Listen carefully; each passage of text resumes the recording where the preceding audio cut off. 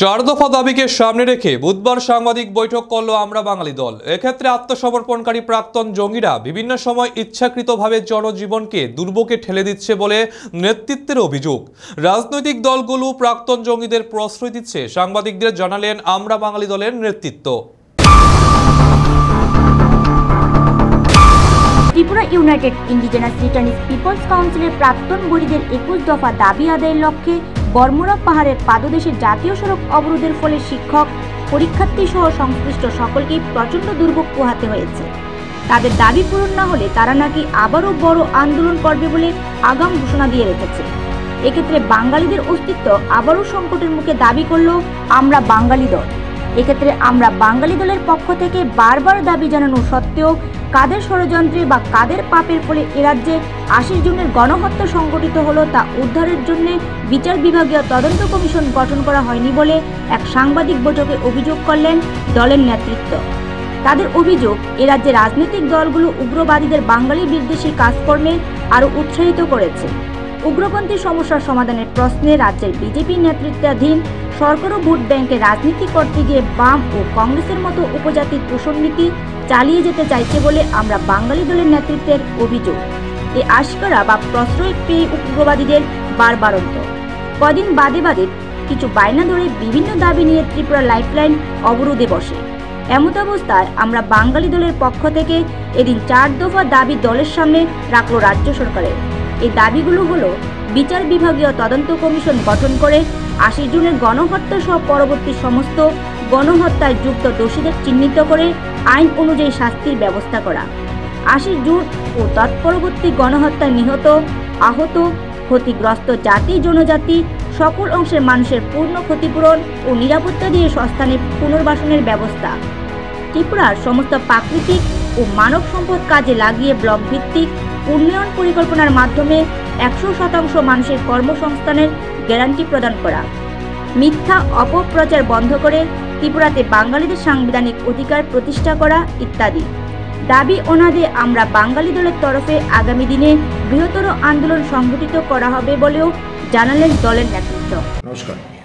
আমরা আজকে যে সাংবাদিক সম্মেলন আয়োজন করেছি, প্রথমেই সাংবাদিক বন্ধুদের যারা আপনারা এখানে উপস্থিত আছেন সবাইকে হার্দিক অভিনন্দন। আমরা জানি যে ত্রিপুরার যে বর্তমানে যারা ক্ষমতা রয়েছে বিজেপি 2018-তে ক্ষমতা আসে না, তার আগে ছিল বামফ্রন্ট। তাদের রাজত্বেই ত্রিপুরাতে প্রথম উগ্রপন্থার সৃষ্টি হয়। 80 জনের গণহত্যা থেকে শুরু করে যত সমস্ত ঘটনা, হাজার হাজার মানুষ খুন, বাড়িঘর ছাড়া হয়ে লক্ষ লক্ষ মানুষ প্রতিনিধিকে হয়ে এখনও ঘুরছে। এখানে অবস্থায় উগ্রপন্থী সমস্যার সমাধানের প্রশ্নে আমরা যেটা বাম আমল থেকে দেখে আসছি, যারা উগ্রপন্থী, যারা আইন শৃঙ্খলার অবনতি ঘটায়, যাদের কারণে ত্রিপুরা মানুষের এত সর্বনাশ, তাদের বিরুদ্ধে ভারতবর্ষের যে ইন্ডিয়ান পেনাল কোড রয়েছে সে অনুযায়ী শাস্তির ব্যবস্থা করা উচিত। তা না করে বাম আমল থেকেই আমরা কি দেখলাম যে কি বলে সারেন্ডার নামে নাটক মঞ্চস্থ করে তাদেরকে সরকারি সুযোগ সুবিধা পাইয়ে দেওয়া হয়েছে, চাকরি দেওয়া হয়েছে, লোন দেওয়া হয়েছে, মানে মন্ত্রী বানানো হয়েছে, বিভিন্ন সুবিধা করা হয়েছে। এই করে কিন্তু সমস্যার সমাধান হয়নি। বারবার আত্মসমর্পণ নাটক চলছে। করতে করতে বর্তমান সময় পর্যন্ত এই জিনিসটা একই বিষয় চলছে। আপনারা জানেন, আমরা জানি গতকাল এই যে একটা উগ্রপন্থী দল কি বলে Tripura United Indigenous Returnees People's Council নামে প্রাক্তন বৈরীদের একটা সংগঠন, তারা রাস্তা অবরোধ করল যে বর্মরার পাদদেশে। 7 ঘন্টা অবরোধ ছিল।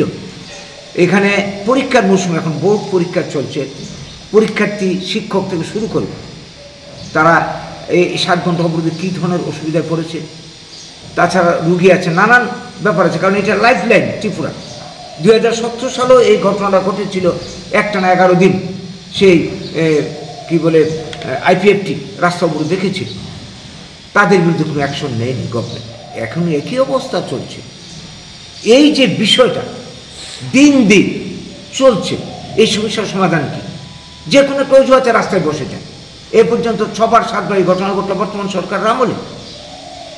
তাদের কি দাবি, তাদের কি পাওনা দান, এই নিয়ে গভর্নমেন্ট এর কেন সুচিন্তিত কোনো পদক্ষেপ নেই, নীতি নেই? তো এইভাবে আর কতদিন চলবে? আজকে আমরা সেই জায়গায় আমরা যদি কোনো গণতান্ত্রিক উপায়ে আন্দোলন করি আমাদেরকে পেছনে পুলিশ ফেলে দেওয়া হয়, মামলা মোকদ্দমা করা হয়, আন্দোলন করতে দেওয়া হয় না, আর তাদের বিরুদ্ধে কোনো অ্যাকশন নেই। এটা কতকাল চলবে? এটা তো মদত দেওয়া, আশকারা দেওয়া। আমরা এই ঘটনার তীব্র প্রতিবাদ করি। বাম আমলে যেটা ছিল, জুট আমলে একই ঘটনা ঘটেছে আমরা দেখেছি, এখনও তাই চলছে। এটা চলতে পারে না। গণতান্ত্রিক পদ্ধতিতে কেউ যদি তার ন্যায্য অধিকার আদায়ের জন্য আন্দোলন করে কারো কিছু বলার থাকবে না, কিন্তু এই অবস্থা চলতে দেওয়া যায় না। গভর্নমেন্ট এটাকে মদত দিচ্ছে শুধুমাত্র উপজাতি ভোট ব্যাংক নষ্ট হবে এই ভয়ে, এটি আমরা বুঝি। কাজে এই দুর্নীতির কারণেই এগুলি বারবার উন্নত, যার জন্যে আজকের দিনে দাঁড়িয়ে এইটাই যাতে শেষ হয়, আগামী দিনে যাতে এই ধরনের ঘটনার পুনরাবৃত্তি না হয়, আমরা গভর্নমেন্টের কাছে দাবি জানাবো। সেই সঙ্গে যে জিনিসটা বলতে চাই, আজকের দিনে দাঁড়িয়ে এই 80 জনের গণহত্যা থেকে শুরু করে এখন অবধি উগ্রপন্থী তাণ্ডবে যারা খুন হয়েছে, যাদের ফ্যামিলির থেকে যারা অপহৃত হয়েছে, যাদের বাড়িঘর জ্বলেছে, সর্বশান্ত হয়েছে, এই ঘটনার নেতৃত্বে কারা রয়েছে বিচার বিভাগীয় তদন্ত কমিশন করে এই ঘটনার পুনরুদ্ধার করে উপযুক্ত শাস্তির বিধান করা হোক। এটা সে 80 জনের গণহত্যার পর থেকে আজ অবধি আমাদের দাবি কার্যকরী হয়নি। 2 নম্বর দাবি, 80 জনের গণহত্যা এবং তৎপরবর্তী ঘটনায় যারা ক্ষতিগ্রস্ত হয়েছে তাদের পূর্ণ ক্ষতিপূরণ দিতে হবে এবং নিরাপত্তা দিয়ে সস্থানে জাতি উপজাতি ভেদ নেই পুনর্বাসনের ব্যবস্থা করতে হবে। 4 নম্বর, আমরা মনে করি মানুষের সমস্যা হচ্ছে বেঁচে থাকার সমস্যা, কর্মসংস্থানের সমস্যা। তার জন্য চাই কর্মসংস্থানের নিশ্চিত গ্যারান্টি। আমাদের দাবি 100% কর্মসংস্থান। তা করতে গেলে ত্রিপুরার যে প্রাকৃতিক মানব সম্পদ আছে কাজে লাগিয়ে ব্লক ভিত্তিক উন্নয়ন পরিকল্পনার মাধ্যমে এই সমস্যার সমাধান করা যাবে। এটা করা হোক, তখনই একমাত্র এই বিভেদ বিরোধ বন্ধ হবে। 4 নম্বর, যেটা আমরা মনে করি ত্রিপুরার যে একটা অপপ্রচার সেই বাম আমল থেকেই চলছে যে ত্রিপুরা ট্রাইবেলের বাঙালিরা রিফিউজি, এই মিথ্যা কথাগুলি বলে তাদেরকে উস্কানি দেওয়া হয়েছে, বাঙালিরা শোষক করা শোষিত। এই অপপ্রচার বন্ধ করা হোক। ইতিহাস বিকৃত অপপ্রচার করে এই ট্রাইবেলদেরকে আজকে উগ্রপন্থার পথে নামিয়ে দিয়েছে। এর জন্য দায়ী 1 নম্বর সিপিএম। পরবর্তী সময়ে কংগ্রেসও ক্ষমতা রক্ষার স্বার্থে এটাকে ব্যবহার করেছে। বর্তমান তারাও এই তুষনীতি চালিয়ে যাচ্ছে। এগুলি বন্ধ করে সত্যিকার ইতিহাস জানানো হোক এবং বাঙালিদের ভূমিপুত্র বাঙালি, স্বাধীনতার রূপকার বাঙালি, তাদের যাতে ন্যায্য অধিকার, সাংবিধানিক অধিকার প্রতিষ্ঠা করা হয়। এই 4টি বিষয় আজকে আমরা তুলে ধরতে চাইছি, আপনাদের মাধ্যমে সরকারের গোচরে নিতে চাইছি। নিজস্ব প্রতিনিধি রিপোর্ট, এশিয়ান টাইমস।